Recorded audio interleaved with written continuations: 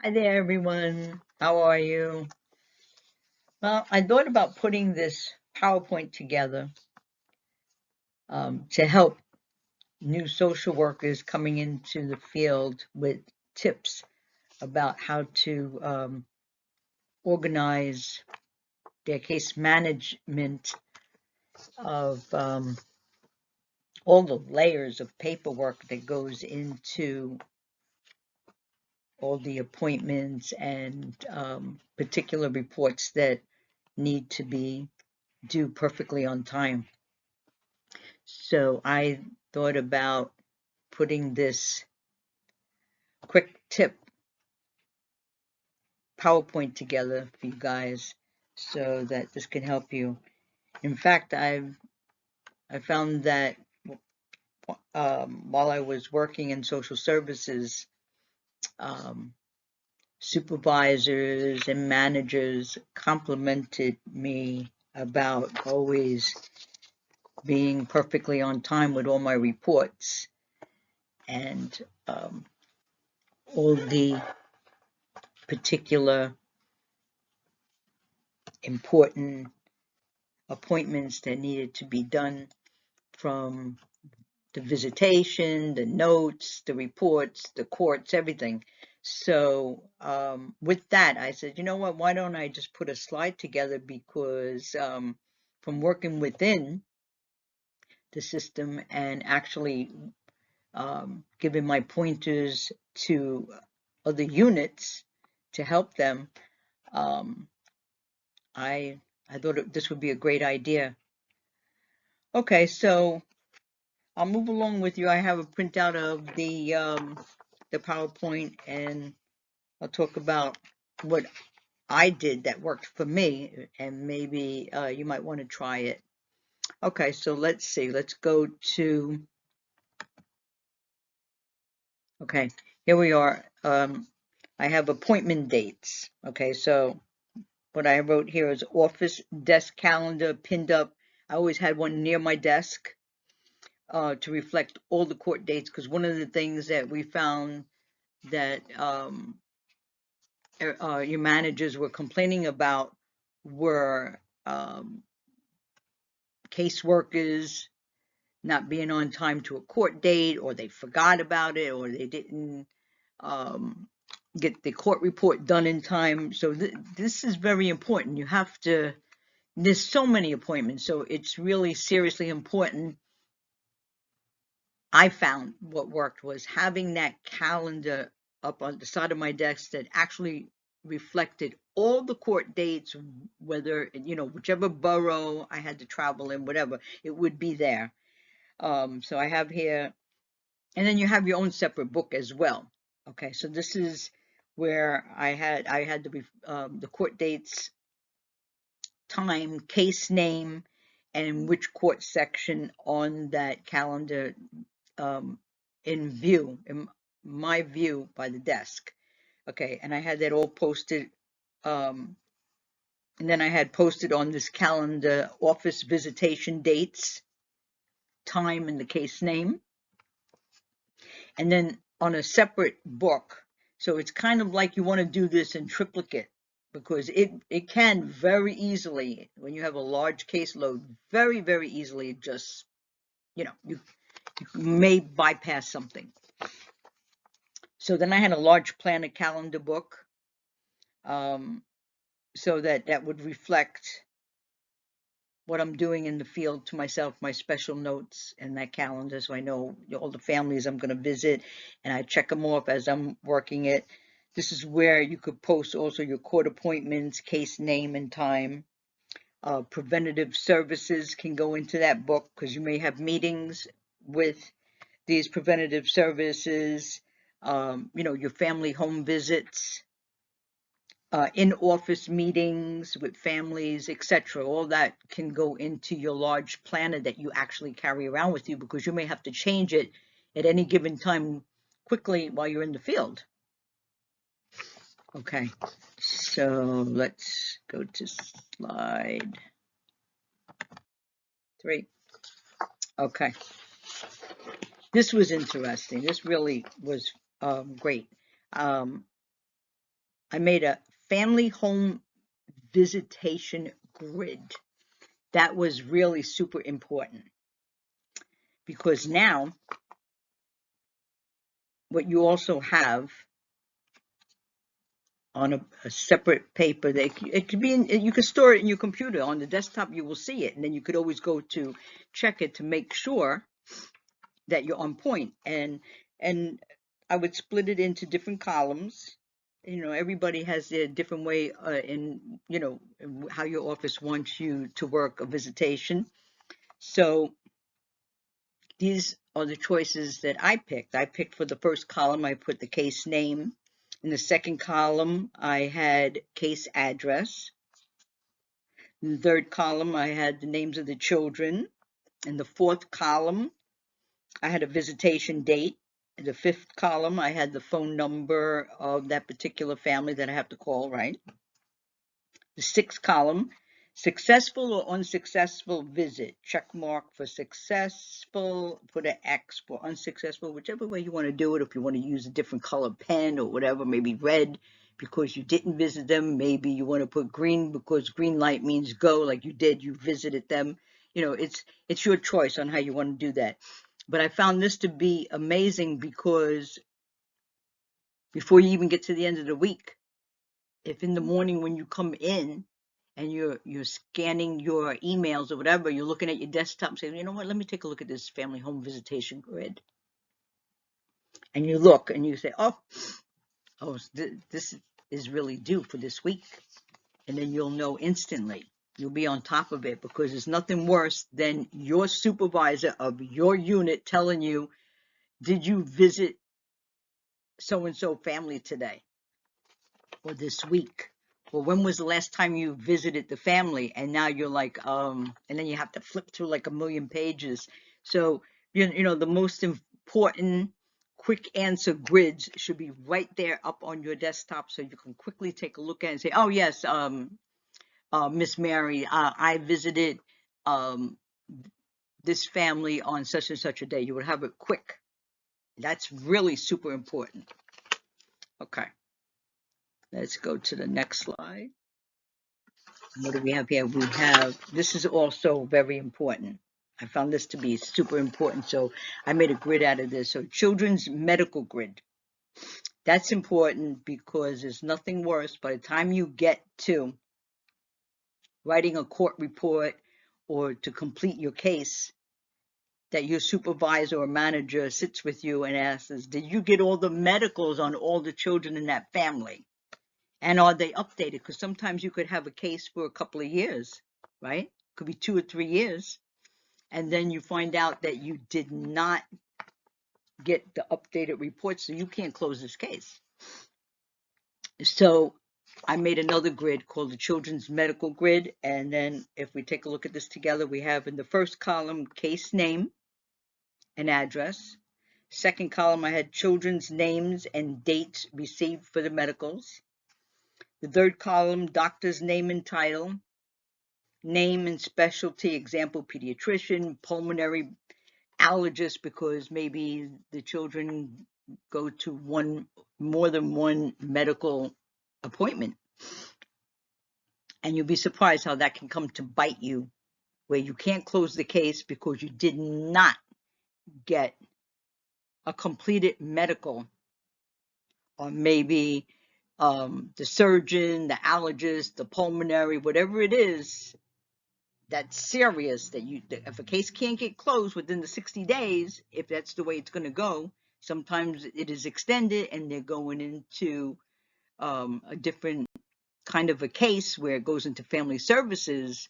You want to know that the medicals are all up to date. Okay. Let's go to the next slide, and we have number 5 here. Let's talk about notebooks. And this is very important too. Okay, so what we have here is CPS documentation notebook. You have to be very thorough. Everything in here I'll read this. You want to be thorough with note taking on your investigative visitations, all field appointments, You want to take thorough notes on court appointments, preventative services, the meetings, the home visits, the phone conversations. That's very important too, because things like this could actually come up to bite you. And when I'm saying that, meaning that if it wasn't recorded, then it means it never happened. That's usually the analogy that you'll hear over and over again when you're working in social services. If you didn't write it, it didn't happen.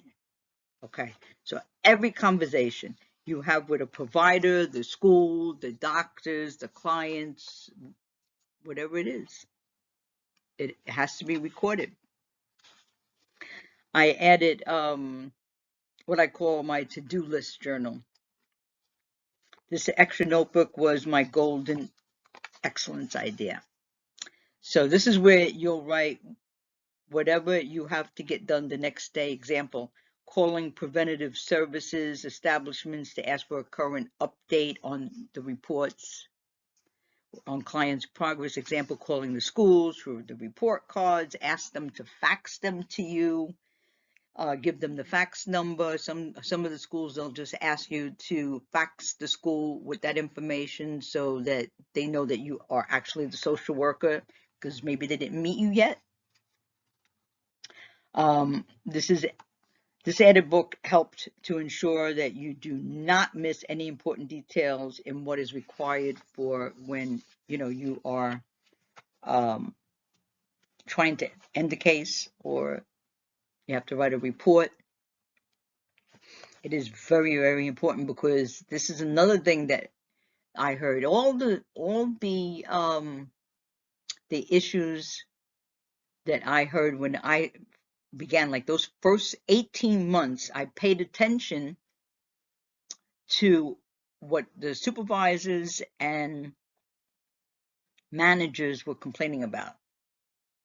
Okay, so, and I wrote them as individual, like, story titles for myself, and said, okay, so these are all the points that I have to make sure that I capture, so that no one comes to me and says, you didn't do this, and you didn't do that, and you didn't do this, and you forgot to do that, or where is this? I didn't want to hear that.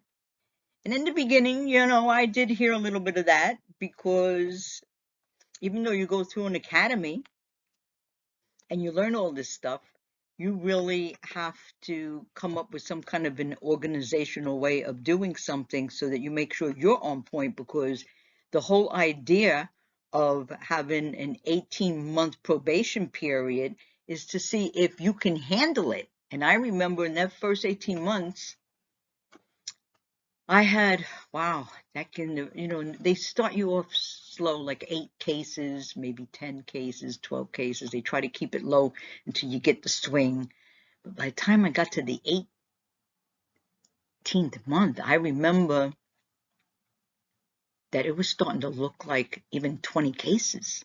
It was really getting up there. And then you wind up getting into management, where you had to go and sit with a manager, even, like at the end of every week. And it starts to get scary, because you're so brand new at this. You start to say, oh my, I invested all this time in myself. I really want this to work, right? You want it to work. So that's kind of what I put together, and why I put this PowerPoint together, because it becomes very seriously important in the first 18 months. It can make or break, how the rest of your time will go in this particular position as a caseworker,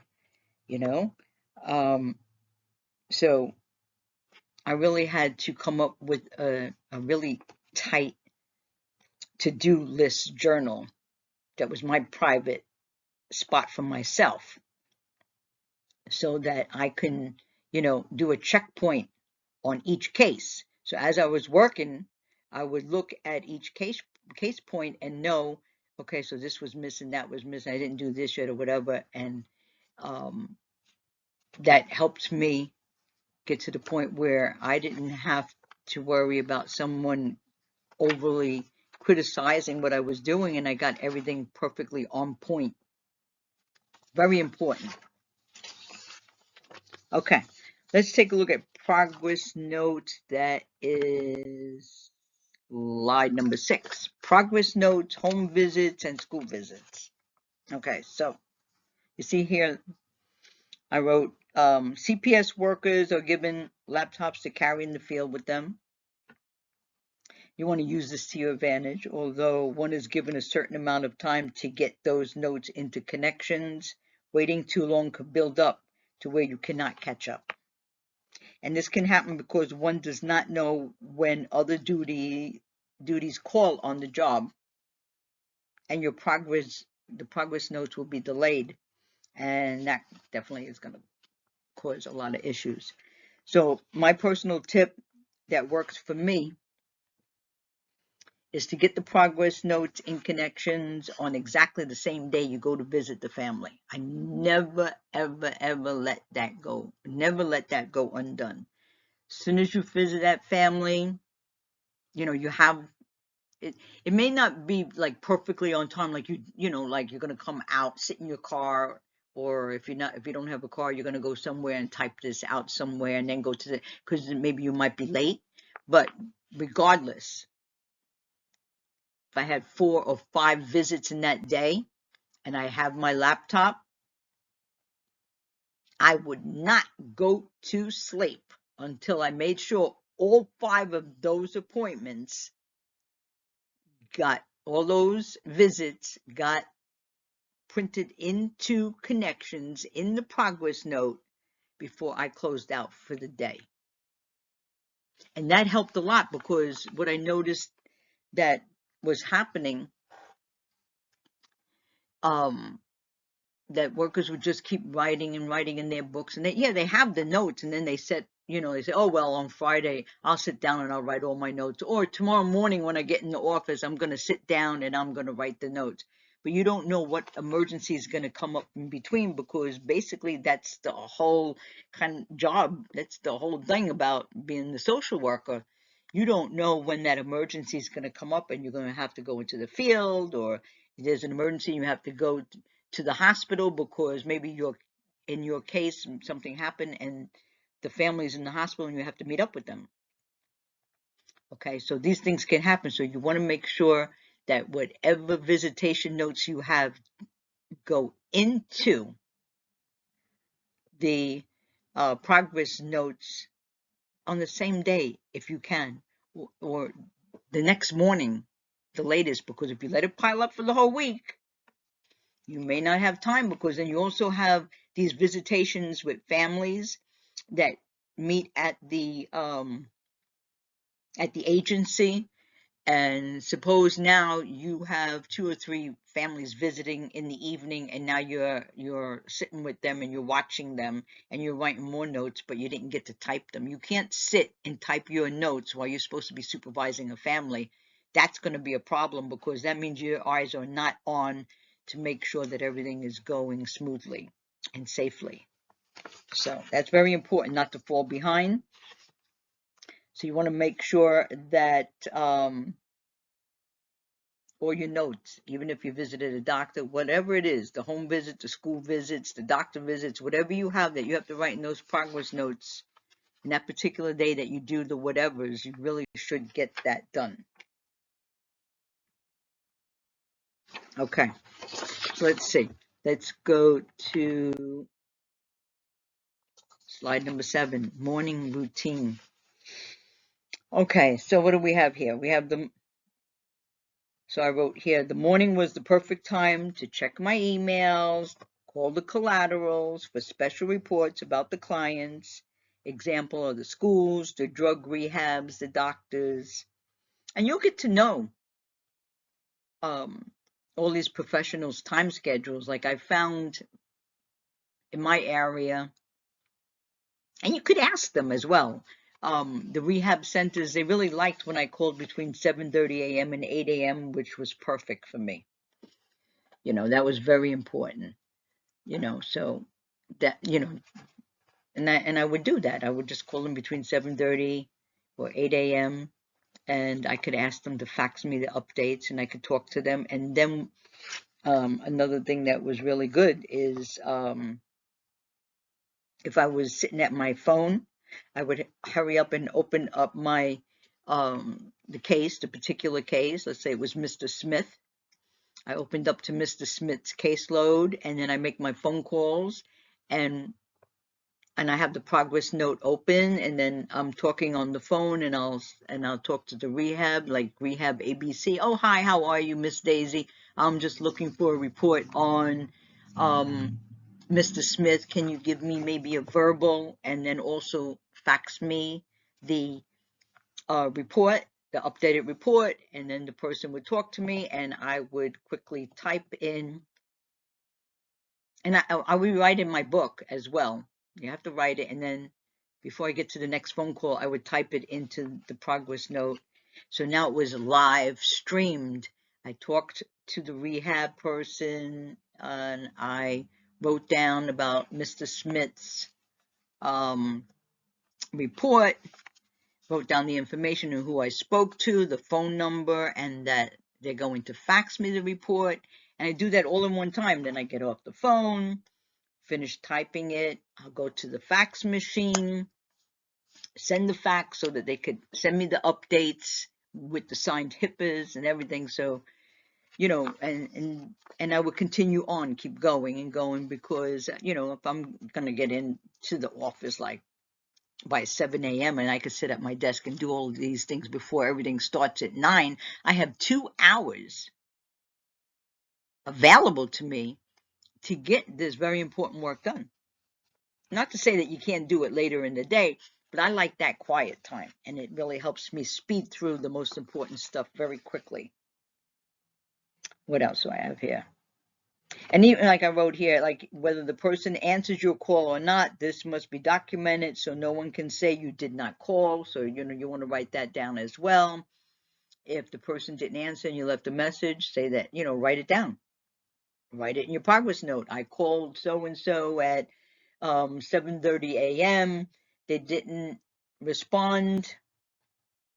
They didn't pick up. And I left a message. I will call back later. And then, that's very important.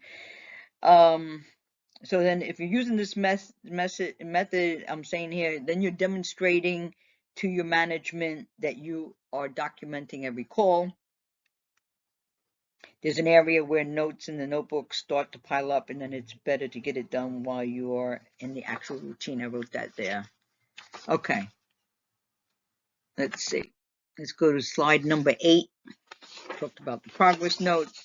It's very important not to forget to write the names of people you spoke with in the progress note. If you spoke to Miss Mary at ABC Rehab Center, write it. Write her title, phone number, where they're located, whether you spoke to them or not, and if you left a message, you call them back. You want to include the titles and names along with the address and phone numbers, fax numbers, and of course, information that was given. That's important because let's say, this is very important because later on, let's say, okay, you close this case or it's still moving on and some other worker comes along and they see all this, at least they know they can call someone. They saw what you wrote there. Now they can contact that lead and get further information. And then I wrote here, document your messages that you leave on the voicemails and the progress note. Document your meetings with preventative services. Document information and progress notes from your court case appearance is very important. And then you could also type in there exactly what happened and if there's a next court date and what that court date is. That's important. Because if there's ever discovery that needs to be printed out from your legal team, then they'll see the court case appearances, and maybe if they need to look back on something, they could take a look back at transcripts about that time to see what happened. That's very seriously important. Okay, let's take a look at slide number 9. Backup notes. Okay, I created a backup note list on the case files. A to-do list with dates to follow up as reminders. So last minute phone calls, to collaterals can cause huge issues when court reports are due.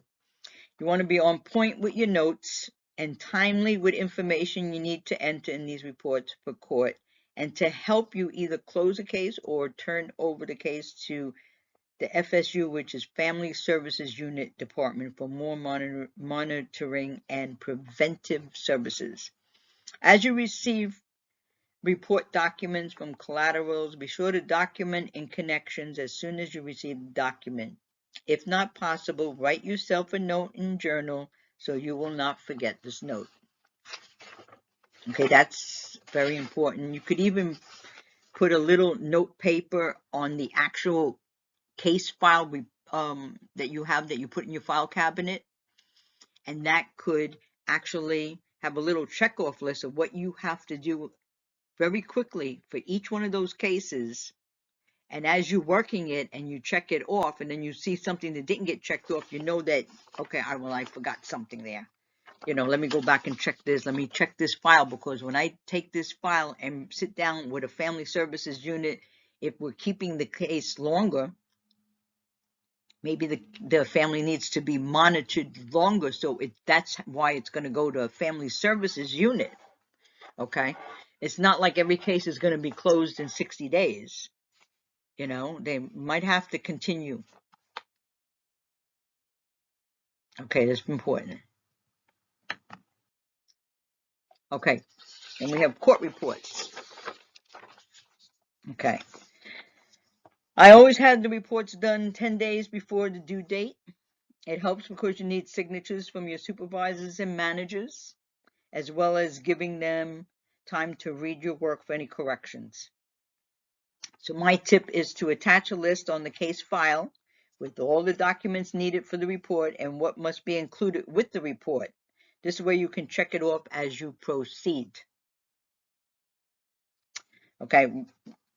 Working categories in your court report. One section can be housing, where you describe the living conditions, safety, risk, who resides in the home, etc.